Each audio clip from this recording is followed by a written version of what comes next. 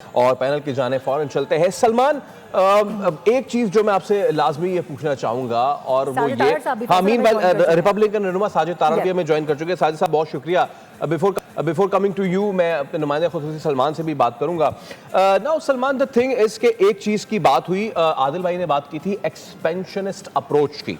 हमने देखा कि इस्राइल जो कर रहा है, भारत ऐन उसके नक्शे कदम पे चलता हुआ मामला आगे लेके चल रहा है। और उनका ताजा बयान ये था उनकी फोर्सेस की तरफ से कि उन्होंने अपने दुश्मनों में एक तुर्की को भी शामिल कर लिया है। पाकिस्तान ने अपने जो रवाबित है, वो पहले कहा जाता था कि सिर्फ चीन उसका एक दोस्त है पूरी दुनिया में और कोई उसको वो नहीं लगाता है, लेकिन नाउ जिस तरीके से ये बिसात पलटी है, अब तुर्की हमारे साथ इस ब्लॉक पे मौजूद है, सऊदी अरब मौजूद है। अगर तो बहुत ज्यादा कॉन्फिडेंशियल नहीं है, तो क्या आप हमें बता सकते हैं कि आगे जाके कौन कौन से ममालिक इस लाइन में लगे हुए हैं द डिफेंस पैक्ट, और ये ब्लॉक कितना बड़ा, कितना वसी होने जा रहा है पाकिस्तान के लिए?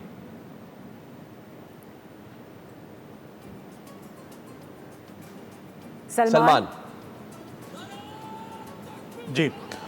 जी बिल्कुल, ये जो आपने पाकिस्तान, तुर्की और इसके साथ साथ आप इजिप्ट और सऊदी अरब को भी शामिल करें, अभी हालिया दिनों में ख़ासतौर पर ईरान और अमेरिका के तनाज़े के अंदर ये 4 मुल्क जो हैं, जो कि इस्लामी दुनिया के बहुत इंपॉर्टेंट मुल्क हैं मिलिटरीली देखा जाए तो। पाकिस्तान के साथ साथ सऊदी अरब, तुर्की और मिस्र बहुत ज़्यादा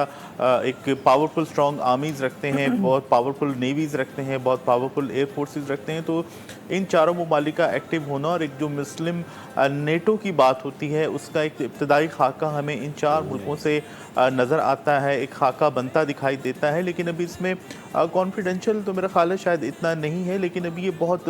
इब्तदाई होगा अगर हम इसके हवाले से बात करें और उसमें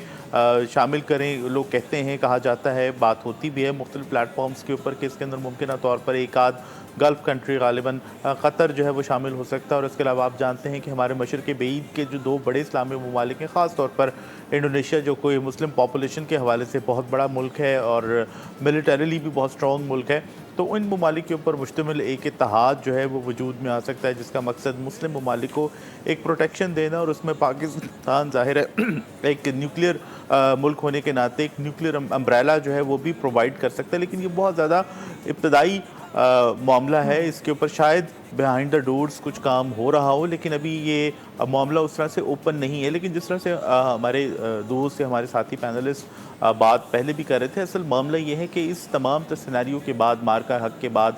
ऑपरेशन बुनियाद मरसूस के बाद, जो कि दुनिया की बहुत मुश्किल तरीन एक जंग है जो कि पाकिस्तान ने लड़ी है, जो कि ईरान और अमेरिका की जंग से बिल्कुल डिफरेंट है, रशिया और यूक्रेन की जो जंग हो रही है उससे बिल्कुल डिफरेंट है। यहाँ पर आपको ये बात मद्देनज़र रखनी चाहिए। और इसमें हमारे एयर चीफ जो है, बार बार उनका जिक्र आ रहा है, वो भी क्रेडिट देते रहे कि भारत ने जो पहले रोज़ की फ़ाइट थी, जब एक तरफ 72 जहाज़ थे, एक तरफ 42 जहाज़ थे, जो कि दुनिया की सबसे बड़ी BVR फ़ाइट रिकॉर्डेड है, वो एक बहुत मुश्किल फ़ाइट थी। और जो चंद घंटों पर मुहित जो फ़ाइट थी, इसके अंदर दुश्मन ने बहुत तगड़ा मुकाबला किया और वो बहुत अच्छा लड़े। ये और बात है कि उनकी प्रेपरेशन नहीं थी, पाकिस्तान के आगे उनकी चली नहीं। तो ये पाकिस्तान ने कोई 1 या 2 दिन की तैयारी से ये जंग नहीं लड़ी थी, या पहलगाम के वाक़े के बाद से ये जंग नहीं, उसकी प्रेपरेशन नहीं की थी, बल्कि इसके पीछे बरसों की मेहनत। और जैसे कि आदिल साहब ने भी नेस्टेप का जिक्र किया, तो यहाँ पर मैं ये ज़रूर बात ऐड करूँगा कि पाकिस्तान जिस तरह से अपनी जो एक पूरा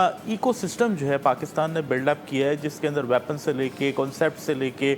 एक पूरी एक दुनिया है जो पाकिस्तान ने, ख़ास तौर पर पाकिस्तान एयरफोर्स को उसका क्रेडिट जाता है कि इस जो एक नीश या डिस्ट्रप्टिव टेक्नोलॉजीज़ एक टर्म यूज़ की जाती है, उसके अंदर पाकिस्तान ने अपना लोहा मनवाया है। और इस जंग के बाद आप देखें, ना सिर्फ J-10C, JF-17 थंडर तो खैर पहले भी पूरी दुनिया के अंदर अपना लोहा मनवा चुका था, लेकिन J-10C की भी मार्केट बहुत ज़्यादा बढ़ी है। और उसके बाद JF-17 थंडर जो कि पाकिस्तान का प्राइड है, ब्लॉक 3 उसका आ चुका है, उसकी भी एक्सपोर्ट्स के लिए मुख्तलिफ ममालिक को बात हो रही है। और बावजूद हमें नाम जो है वो मेंशन करने की ज़रूरत नहीं है कि ये जहाज़ कहाँ कहाँ जा रहा है। तो बस जो एक किस्सा मुख्तसर हम बात करें, तो पाकिस्तान का परसेप्शन डेफिनेटली चेंज हुआ है, ग्लोबल प्रोफाइल चेंज हुआ है, और पाकिस्तान को एक कनेक्टिंग लिंक जो है वो करार दिया जा रहा है between south Asia and middle east. और मिडल ईस्ट के अंदर पाकिस्तान फर्स्ट टाइम, आप गज़ा जो पीस बोर्ड है बेशक उसको देख लें, उसके अंदर भी पाकिस्तान प्रॉपर एक स्टेक होल्डर के तौर के ऊपर आपको सामने आ रहा है। ईरान और अमेरिका की जंग जो है उसके अंदर कोई भी मुल्क ये नहीं सोच सकता था, कोई भी शख्स इस दुनिया का नहीं सोच सकता था जिसको थोड़ी भी बहुत भी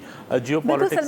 सही कह रहे हैं प्रोफेसर, एग्जैक्टली पाकिस्तान ने उन हथियारों का और उन तैयारों का ऐसा इस्तेमाल किया कि उनकी वैल्यू दुनिया में बढ़ गई है, अब लोग वो खरीदना चाह रहे हैं। सब्सक्राइब करें और बेल दबाएं ताकि कोई खबर रह न जाए।